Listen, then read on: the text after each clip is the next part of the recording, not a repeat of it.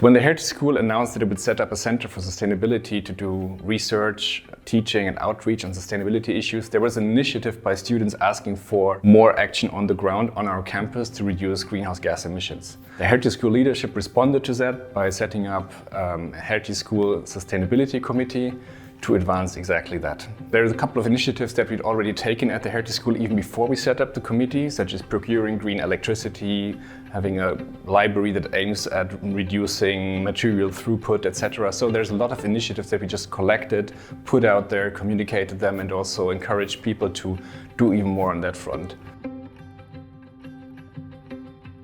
So one of the biggest sources of greenhouse gas emissions from our operations is actually flight. So that makes really up to 90% of all of our emissions. So we're thinking about ways of reducing that impact. First, we want to incentivize reduction in air travel to the amount needed. So we are an international school, we are engaged in international networks, and meeting with other researchers and policymakers around the world is very central to our work. So we're not going to stop flying, but we want to reduce it to the amount that really makes sense. And for example, switch to train travel across Europe. And we, for example, introduce the possibility to go first class on long train trips to make that more comfortable for our staff and researchers. So the second part of the initiative on reducing emissions from flights is to invest into projects that try to reduce emissions elsewhere, and in particular that aim at advancing sustainable aviation, so reducing greenhouse gas emissions from flying through sustainable fuels that are not based on fossil fuels, for example. And with our internal carbon pricing scheme for flights, we'll finance these kinds of initiatives to make a difference here.